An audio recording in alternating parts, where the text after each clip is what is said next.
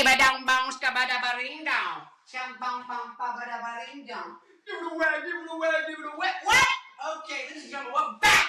The Wicked Prince of Destiny himself, the Dark Prince of Rock and Roll. We're here, we're looking at friggin' Flay Rick Rubin, the friggin' sage, the friggin' main man. We're gonna see what's happening here. Break down, how's this relate to you? How does this relate to your love life? What?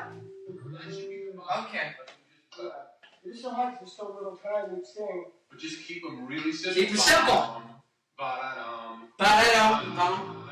Ba-da-dum. Skip-it-bop-bop-bow. Keep it simple. That's what we're talking about today. Not really, but there's actually something more nuanced. Under the surface, you're going to see.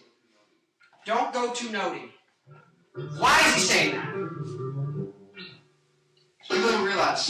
People don't realize this. There we go.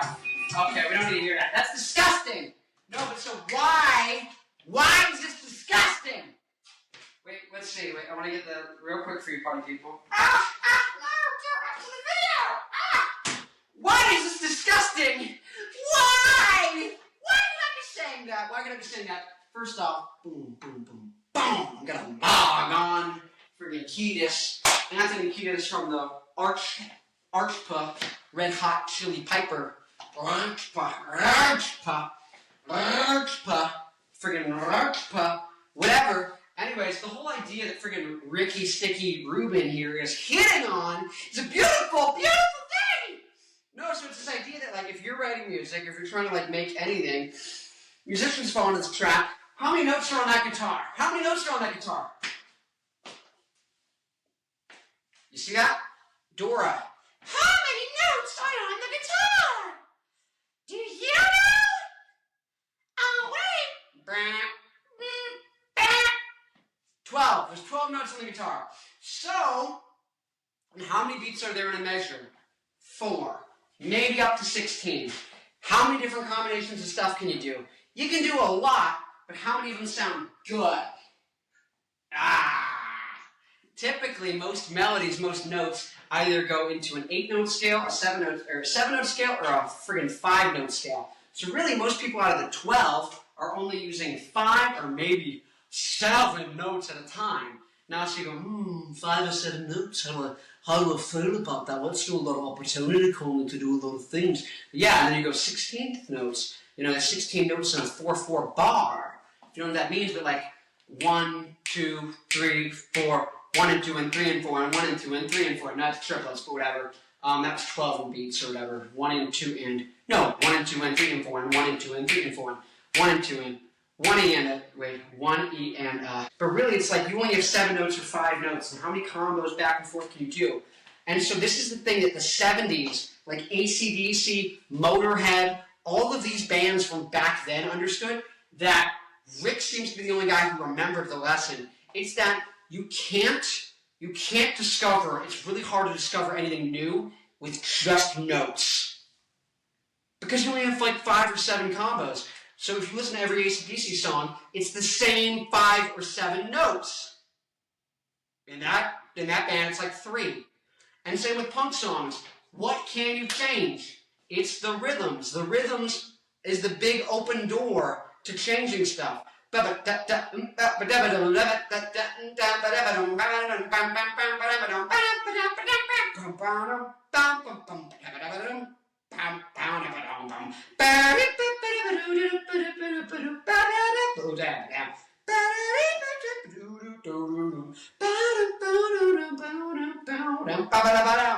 Like, you can have, right there, I just like, if I go back and look at that, and I said, okay, let me do something like that, I could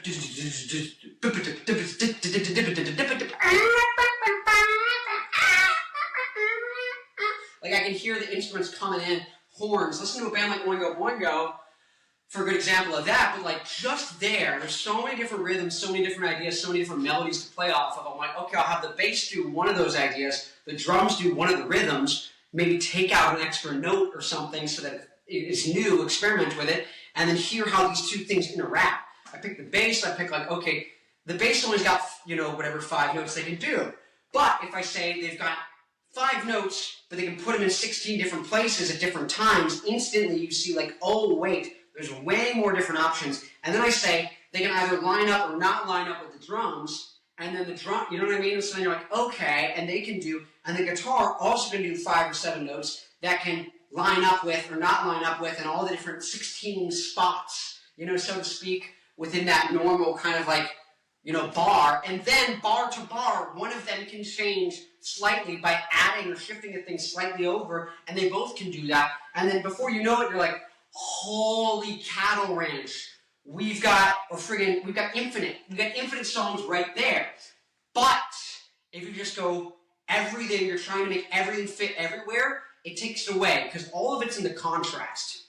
It's either the contrast within a section, between the instruments, or between sections, and overall it's the contrast between the instruments within a section, the sections with each other, and then when you repeat different sections, how you lead into them and how you lead out of them, the contrast between the different ways you lead from a verse into a pre-chorus, the different times you go into the pre-chorus. Or if at the end you go from the bridge into the pre-chorus, you think you're going into the chorus, you hit them with the riff, and then you go into a friggin', like all of that. That's the contrast that we're talking about, right? And so that's where a lot of the like actual meat of friggin' songwriting is. And so if you need that contrast within the parts between this thing hitting and this thing not hitting, let's say it's the verse. Or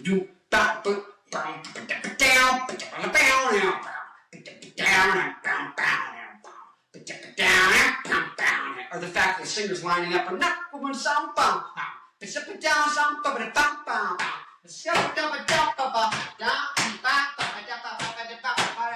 like, see, that's off from the singer and doing the rhythm. But if I see that, if I throw in all those friggin' little things, the contrast is gone. There's nothing happening. It's a different thing. Now, metal bands get into this problem because they just go. You can only do this. Use all 16 on every instrument. It doesn't work. It kind of can work, but then it gets really the same. So either you're going to go.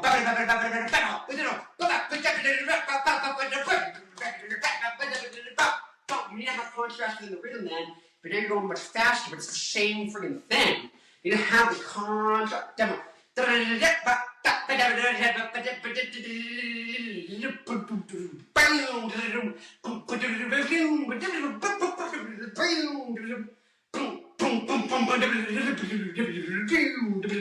Like you need that room, that space, that push and pull. It's about the notes you're not playing.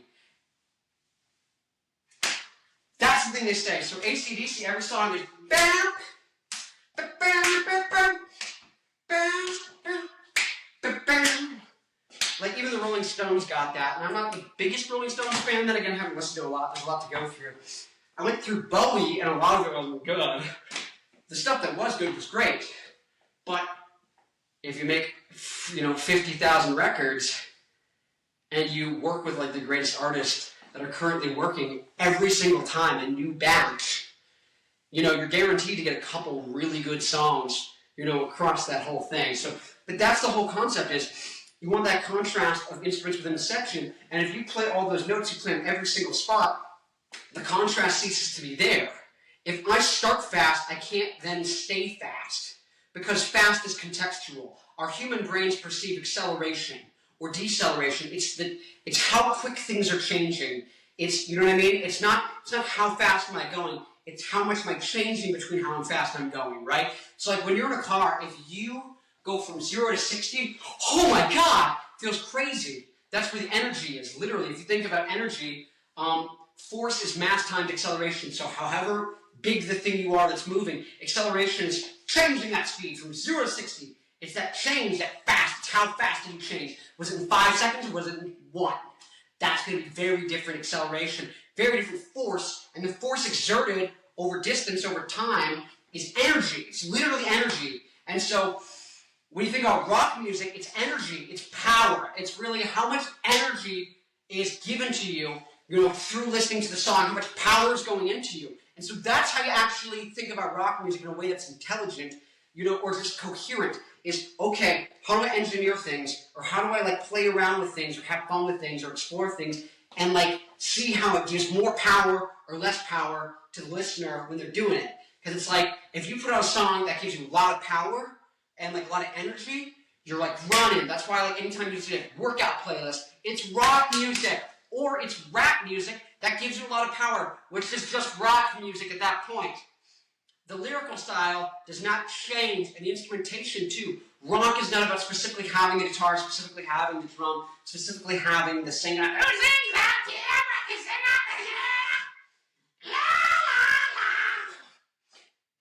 Like that's can you take me higher, the place where blindness. So like, I compose myself. Composing.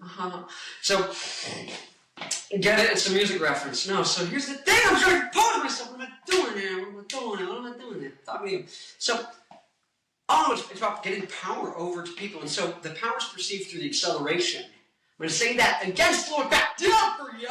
The power is what you're doing. Power, energy, acceleration. They're all kind of correlated to a certain extent. It's not how fast you go, it's how much change there is between what they're listening to and the peaks and valleys. It's the difference. It's the contrast. It's going from one thing to the next thing, or going back from a thing, and then punching back in, and it's a boom, boom, boom. It's how does that change, right? And so something that's powerful, that gives you energy, is something that goes, oh, it's coming. Gives you, like, you're excited, it's memorable, it stays with you. Those things make it so that when it does hit, it hits even harder and harder and harder each time. There's lots of records, the first time you listen to the song, you're like, it's not that good. But then it gets more powerful on you through repetition. Repetition legitimizes, as in if you play a note that sounds bad, the more you hear that wrong note or that bad note, or, whatever it is, then you can start to go, actually, my brain starts to like it, because it doesn't like things when they're new and they're weird, and I don't like them, but then over time you start to like it. But that's not the point here. It's a little bit, but the whole thing is your brain detects a change between things. The listener, you and art, that's the reason. So like I brought up in the last video, I brought up the comic book Watchmen. Watchmen is, if you just read the story of it, or if you watch the Zack Snyder movie, it's just like awful. And the reason it's awful is it's just entirely miserable. And I don't say that like hyperbolic. It's just misery, which is like there's no change, there's no contrast, there's no acceleration, no deceleration. It's just miserable. And so it's like, if you want to be miserable, go enjoy misery. The reason the comic book is so good is because the story is misery, but the visuals, the art, is neon purples and red and green and yellow and blue and all these bright colors, and it's so beautiful, and it's just this like friggin' beautiful thing to look at, and it's contrasted with this super dark, miserable story, and just that contrast, there's so much there, like, well, what does this say? And then I normally would feel this way about this thing, but honestly, the beauty of it, but then what do I think about beauty in the face of horror? Like, and I know I'm getting like all artsy-fartsy, but that's the whole thing. It's like, you need to be able to fall into a thing when you're experiencing something that makes it stay with you, makes it powerful, makes you go, I never felt that way again. And I maybe didn't like it the most when I felt it the first time, but I'm going to go listen to that song again, see if I like it again. And then boom, you do. And so that's the thing. So it's like, this is why the Misfits are interesting to me. I didn't start listening to the Misfits a couple of years ago. I didn't listen to any of them at all. It's because the songs are like happy, kind of like 50s, kind of like da-da-da-da-da-da-da-da-da-da-da. But the lyrics are, I had something to say or whatever. I just killed your baby today. Didn't matter much to me as long as they bled. Like all of this stuff, it's super horrific, but it's like the singy-songy melodies. And so it's super like morbid and messed up lyrics and just like vile, but it's la la la la, and so it has this weird power between the, they going back and forth, that contrast. So the contrast is at the heart of it, and then acceleration is just contrast over time, right? Because if you have a part, even if the things have contrast within each other, each time you repeat it, it becomes less contrast because, well, now this whole part is the same as the next whole part. This 3 seconds was the same as this 3. Yeah, the vocals changed a little, but like, you get what I'm saying? So that's where like a band like The Police, when they were doing the drums and everything, Stuart Copeland, the drummer, he would just play everything a different way every time. So literally every bar, he's changing things and throwing things slightly off and different. when they re-record it, like when they say, "Oh, do we have that recording of the song? Did we get a good playthrough of it? You know, for the record." He would be like, "Oh, okay, I'm just gonna play something again." Like he played it again. He's like, "I don't remember what I played, because I don't care." Like, and so because of that, the records are dynamic, even though other things that increase energy is like screaming and loud and distortion. High frequencies literally contain more energy. Like if you're talking about math-wise, a signal that's a high frequency has more energy in it. Like literally, if you were like, I got shocked with a high voltage, that's worse than getting shocked with a low voltage because there's more energy your body's absorbing. Energy is kind of like chaos. It wants to break everything in your body, explode it out. Like you learn this in freaking chemistry class. But that's the same thing here. And so it's like that change between things, the change within things, the change of how it evolves over time, and then how you change. Because here's the thing with art, every time you re-listen to an album a couple of years later, the album hasn't changed, but you have. And so the way you and the album hit each other has changed. Right? Now that's freaking beautiful. But that's the whole thing here, is it's all about contrast. And it's all about, giving yourself that, giving the audience something like that. And when you listen to music and when you listen to art and you listen to things, pick out what things you like. And you're going to start to realize, is there a juxtaposition between the lyrics being, funny but sad and then the music being happy? Like, what's the thing? That's why stuff that's like emo bands and stuff kind of don't resonate as much for me, or just like the hardcore metal stuff, because it's all very one note. A good band that I found is the Black Dahlia Murder, who are like a death metal. And I think the reason they stand out is they have a lot of contrast between their parts. Like even if they do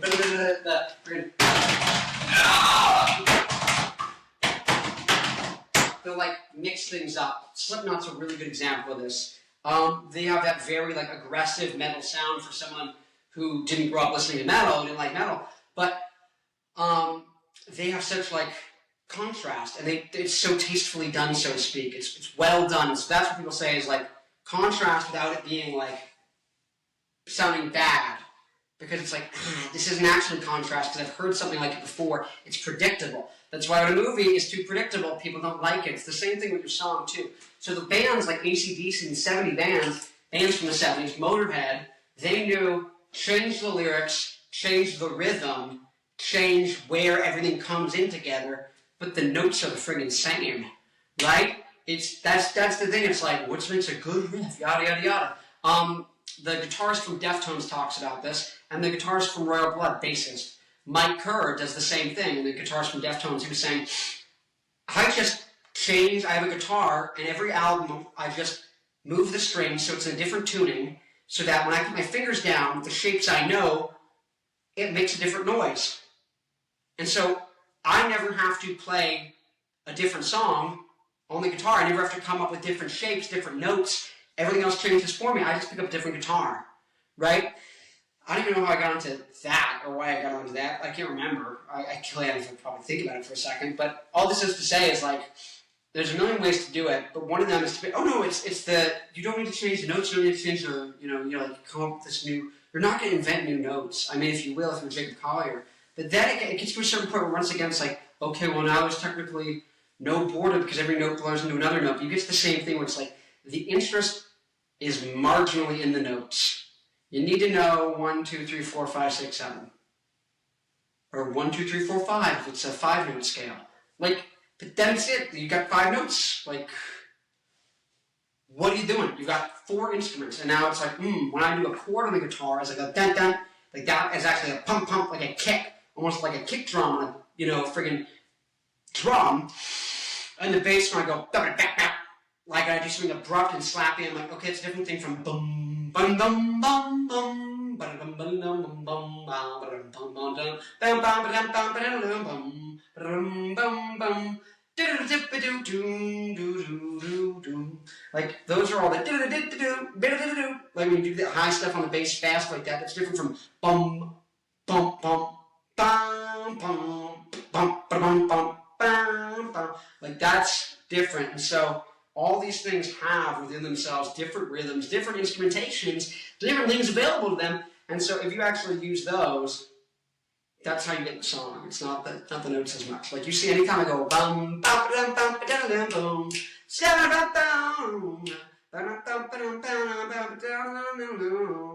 like notes are happening. I'm not thinking about the notes as much. Kind of am. I'm like, oh, what would be like I'm just like auto-filling. My brain is like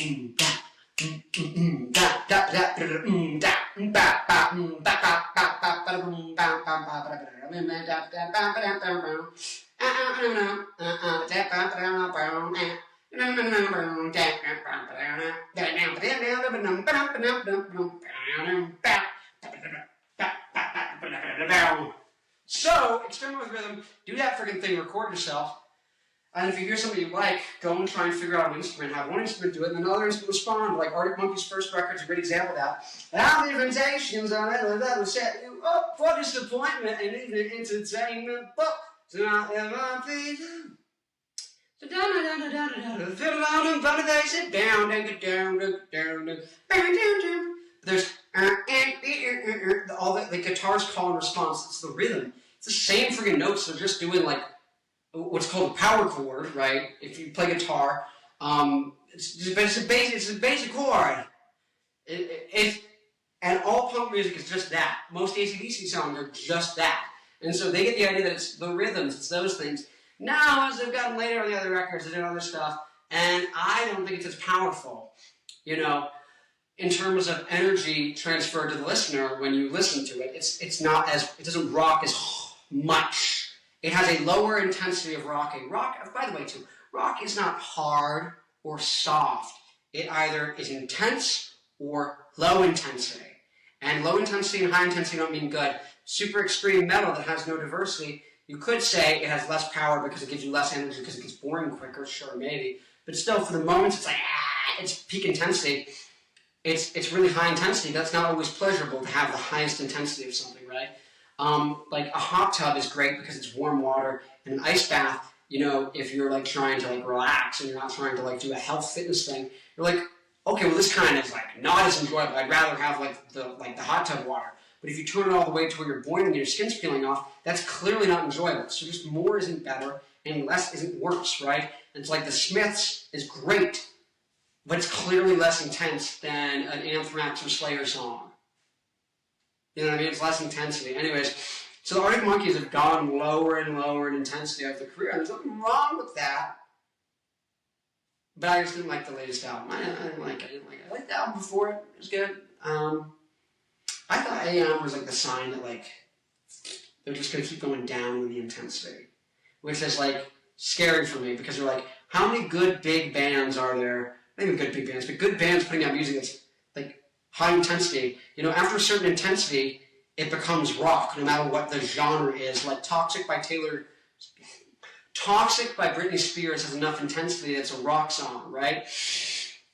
And so that's the whole thing, is like after a certain point it becomes rock, right? But also likewise, after a certain point, if the band turns down in intensity, it stops being rock. And so it's like, okay, well Arctic Monkeys haven't put out a rock record in like 8 years.